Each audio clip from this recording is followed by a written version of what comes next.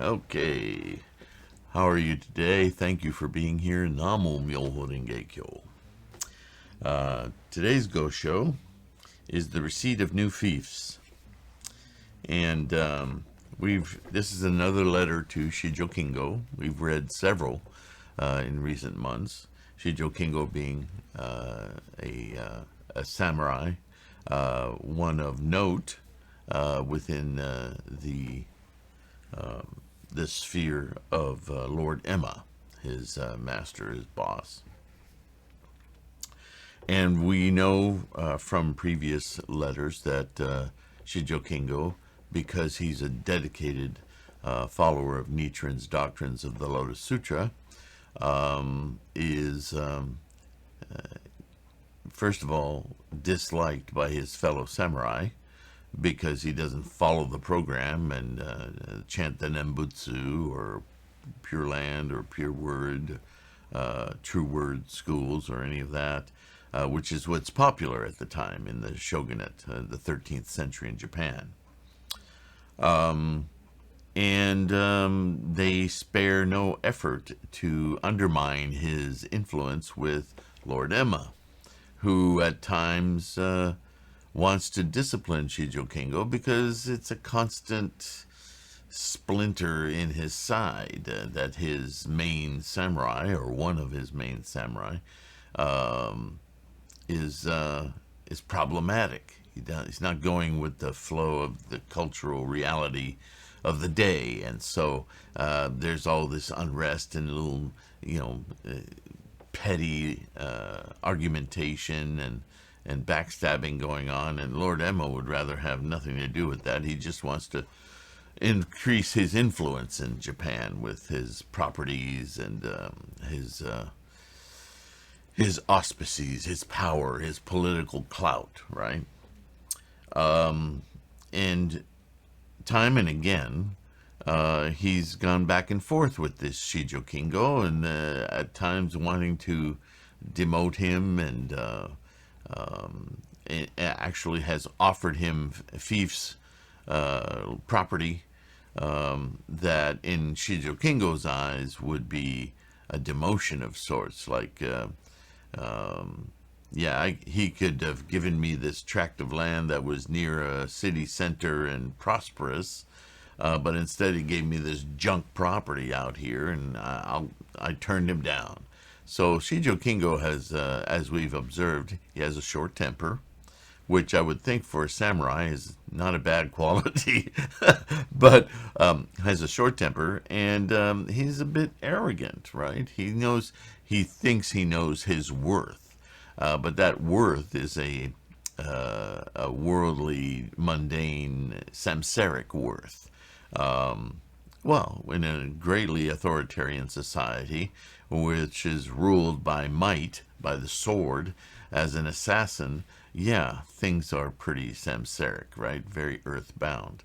And Nichiren is constantly trying to egg him on to think more mentally about his life, his spiritual life, if you will, but it's a mental state of being, something elevated above the rudiments of brute force. And so most recently, in several letters we've covered, there was this whole issue of this conspiratorial, of this conspiracy invented by samurai, reporting to Lord Emma that Shijo Kingo has done this terrible thing at misrepresented his lord at a debate with Ryokan, I believe. No, one of Ryokan's juniors. Anyway, and then Lord Emma fell ill, very ill, evidently, from all accounts, and so he summoned Shijo Kingo, who was the only one amongst all of his retinue that was educated in medicine and ways of doctoring. And Shijo Kingo's prescriptions helped bring him back to health. So, health confrontations are very important to us, right? Samsarically, we want to survive, we want to live. So that chalked up a lot of points for Shijo Kingo. And one of the things after Lord Emma got healthy again is, first of all, he got rid of these accounts of Shijo Kingo's bad behavior as more conspiratorial stupidity amongst the samurai, the little children, and so he wanted to give Shijo Kingo more property, more estates as a thank you. Of course, fiefdoms and fiefs are estates that you're given as reward, but they're conditional upon your continued service, right? They're not just, he didn't write a pink slip out to him. He says, you can have this land now under your auspices, as long as you mind who you work for, right? So, arrogance goes both ways, right? This is the flexing of authority and political clout again. And Shijo Kingo thinks, some of these estates he's given me, they're kind of, he could have given me better lands, without regard to what Lord Emma may be dealing with politically on a larger scale. He's just very arrogantly and egotistically thinking about his position and how it looks to the other samurai, right? So one of the fiefs that Lord Emma gave him was evidently perhaps on Sato Island or something. But it's not bad. It's an estate. It includes the people that are there, the farmers and so forth. They become under Shijo Kingo's rule. So Shijo Kingo is expanding his influence and his clout himself. But Shijo Kingo, being the samurai that he is complaining about this. Certainly, we don't know if he complained to Lord Emma about it, but he certainly wrote a letter to Nichiren saying, yeah, so he gave me these fiefs now, but, look at where they are, and what am I going to do with that? And he's not looking at the gift as a reward, as a validation of his service and his strong influence on Lord Emma. He's not looking at that. Again, he's being very samsaric and just egotistical about it, right? So Nichiren is responding to him after having written this letter to Nichiren. So that's the context for this letter. And let's see how Nichiren uses Shijo Kingo's condition now as, again, an opportunity for teaching, right? So we start out, as is usually the case, with a thank you. So here we go. I've received your 1,000 coins. So your Lord has granted you new fiefs. I cannot think it to be true. It is so marvelous that I wonder if it is a dream. I hardly know what to say in reply. Acknowledging that this is not so long ago, you were about to be cast out, having your fiefs taken away, your fiefs taken away. Pronounce it either way. And maybe even discarded altogether. Lord Emma was convinced, and he was going to have you, if you'll recall, we read about this, he was going to have you write not a dedication, but anyway, a decree of sorts, saying that you were renouncing any allegiance to Nichiren or any other school but the Nembutsu, which is what we practice here, or you're gone. I mean, it was an ultimatum, and not that long ago. And since he got sick and Shijo Kingo saved his life, now all of a sudden he's in his good graces. Lord Emma's good graces, and he's giving him more land, more responsibility. I mean, that's a huge turnaround, right? So that's why Nichiren is saying, I hardly know what to say. That's an amazing result, right? The reason is that people in Japan and throughout Kamakura, and even those in your Lord's service, including the scions of his clan, disapproved of you because of your belief in Nichiren's teachings. So I marvel at your receiving the new fiefs, and I marvel at the fact that you are still in your Lord's clan at all. Moreover, whenever your Lord offered a grant to grant you an estate, you invariably decline to accept it, referring to in the past when Lord Emma offered him lands that Shijo Kingo thought were beneath him. He refused them. How strange your fellow samurai must have thought your refusals, right? They were like, how could you do that? How could you turn away such a great reward from Lord Emma? You really are arrogant, right? How outrageous they must have seemed to your lord. Lord Emma is not used to being refused when he's handing a gift, right? And Shijo Kingo goes, no, I don't want that. Yikes, right? So Shijo Kingo was not his own best, and not in his own best interest a lot of the times. He was just too damn arrogant. So, I was anxious about how you would fare this time, and in addition, I learned that dozens of your fellow clansmen had slandered you to your lord, right? We know about that. I therefore thought you could not possibly obtain a fief. I was concerned because your situation was so overwhelming. Moreover, even your own brothers had abandoned you. Remember, we read about that too. And yet, in spite of all this, you have been shown such favor. No honor could be greater than this.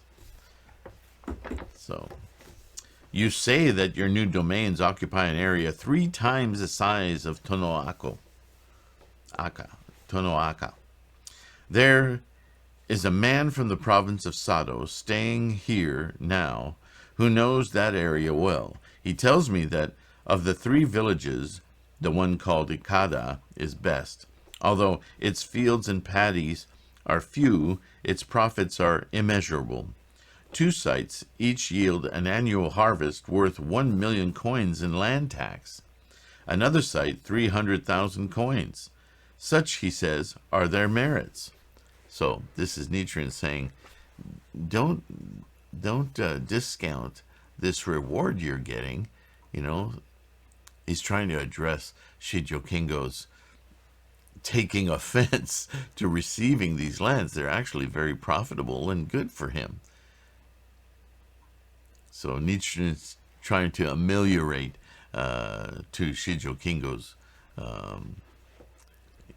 feelings slighted by his lord. He wasn't slighted at all. It's just Shijo Kingo's arrogance, right? If in any event, Nichiren goes on, you had been forsaken by your fellow samurai and by the people close to you, and they mocked you for their own amusement. Under the circumstances, an official letter granting you any sort of fief, even one inferior to Tonoaka, would have been welcome. Yet, as it turned out, your new domains are 3 times as large. No matter how poor these estates might be, avoid complaining of it, either to others or your lord. Right? You have to watch what you're saying to your fellow samurai. They're going to use every mechanism. They're jealous of you. So watch how you should be, right? You should react differently. Start thinking about your own words before you utter them, in other words. If you say, quote, they are excellent, excellent lands, your lord may add to your fiefs again, because he'll see your appreciation, right? But if you say things like, the lands are poor, or there are no profits, you could very well be forsaken by both heaven and other people. You should bear this in mind. Again, heaven is used as a word here. What Nichiren's talking about is you're making a bad cause. You're reducing this opportunity, this reward, to something mere mundane value, when in fact it represents much more than that, right? King Ajatashatru was a worthy man, but because he killed his own father, immediately heaven would have abandoned him and the earth split open to swallow him up. Right? His life condition would have been in a toilet. However, because of the merit of his father, the murdered king, he had gained by making 500 cartloads of offerings to the Buddha every day for the space of several years, and because of the merit he himself would later gain by becoming a supporter of the Lotus Sutra, it was difficult for heaven to abandon him. In other words, he created a lot of fortune in his life, a lot of good support from his environment, right? Because of his life condition. And the earth remained whole. In the end, he avoided falling into hell and became a Buddha.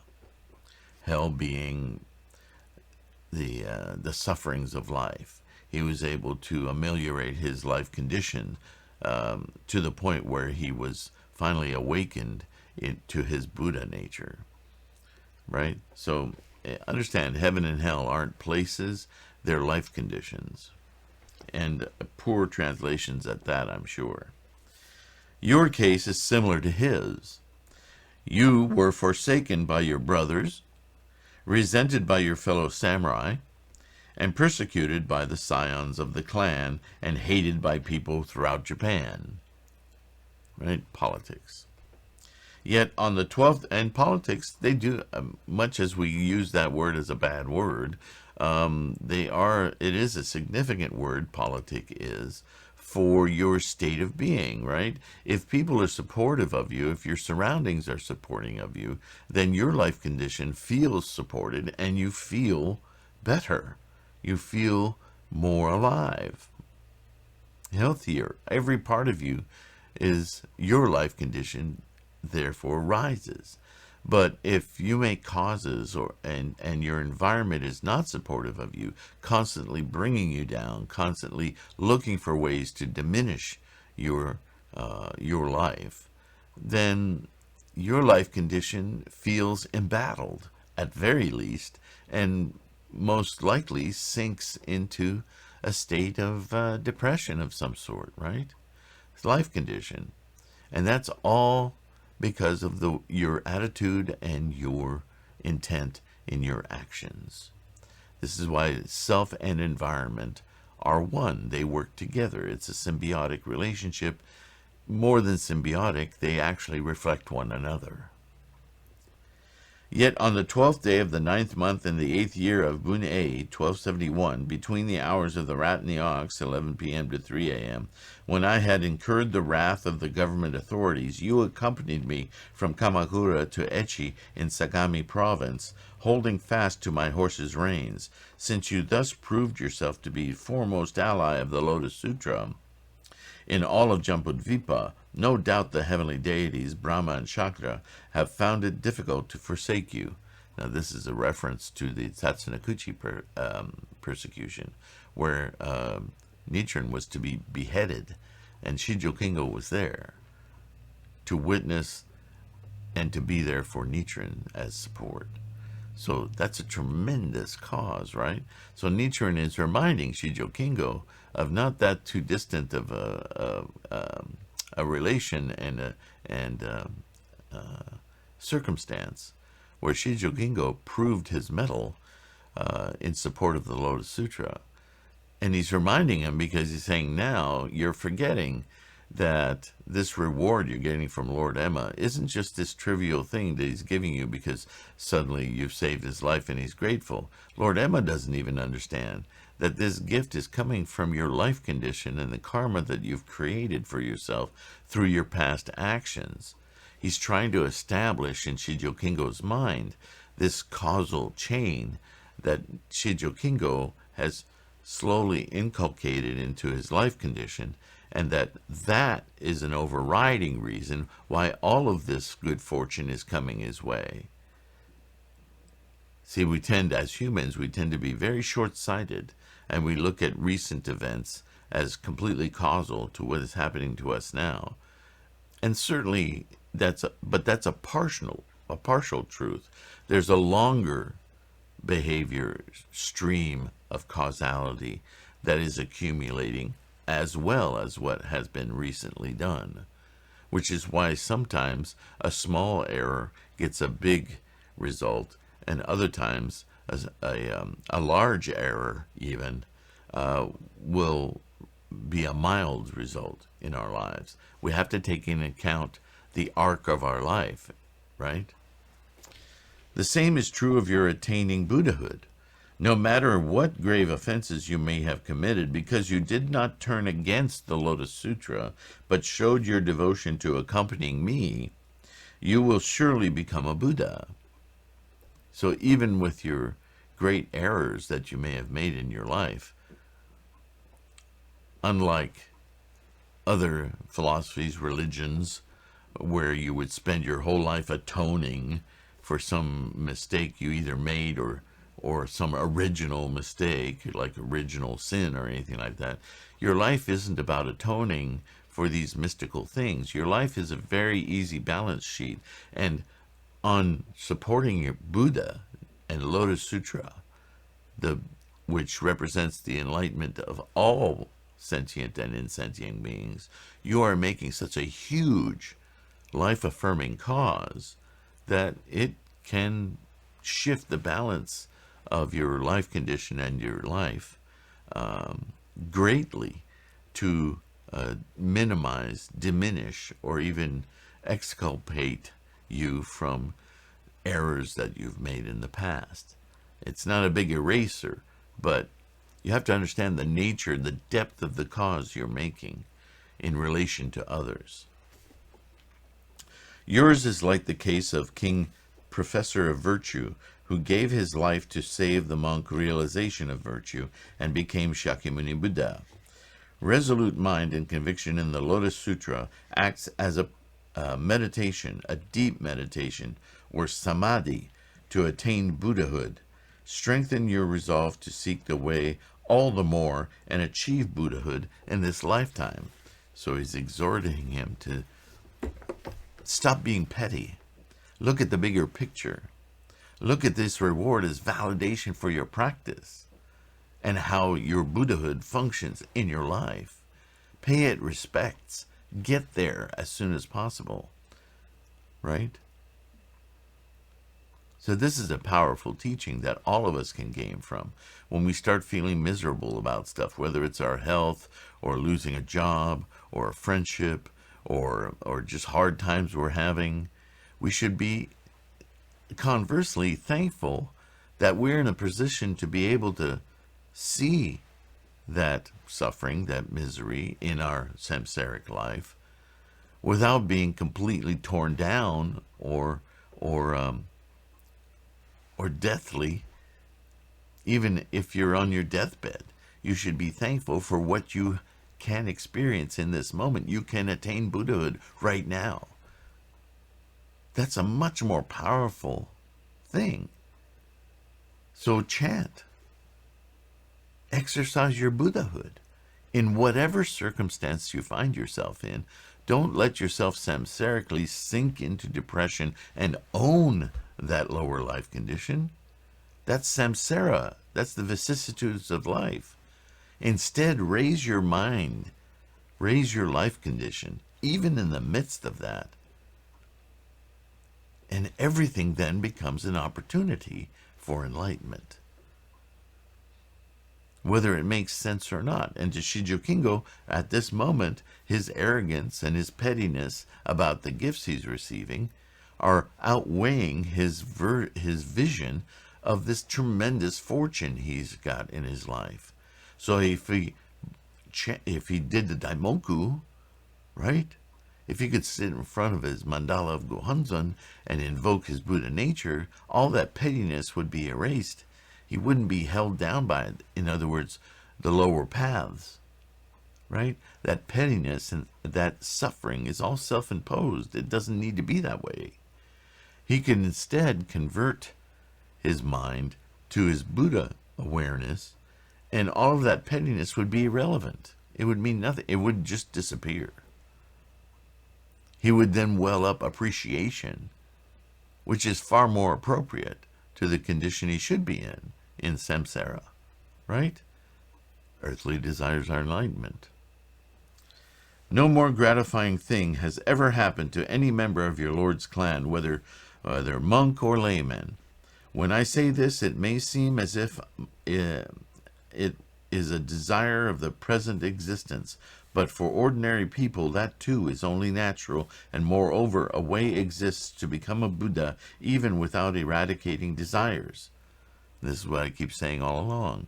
Buddhahood is attained during our lifetime, our mundane life of desires, daily obsessions about things, in this experience of humanity with its human conditions of constant desire, obsessing, obtaining, and owning our attachments. In this very existence, we can invoke our life condition of Buddha. What a tremendous thing. So, again, the lesson being, whatever tumult you think you're experiencing now, you should take that as an opportunity to enlighten yourself. To stop traveling in that world of suffering, because it's an illusion that you're making up for yourself. Change your illusion if you have to. Myoho Renge Kyo. Be in Buddha. Explaining the heart of the Lotus Sutra, the Universal Worthy Sutra says, quote, without either cutting off earthly desires or separating themselves from the 5 desires, so on and so forth. And the great teacher Tendai's great concentration and insight reads, quote, earthly desires are enlightenment. The sufferings of birth and death are nirvana.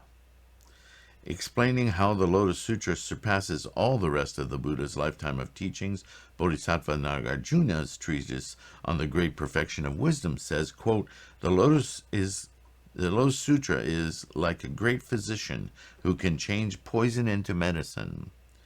Well, that quote ought to resonate with Shijo Kingo, right? This passage means that while a lesser physician cures illness with medicine, a great physician cures grave illness with virulent poison.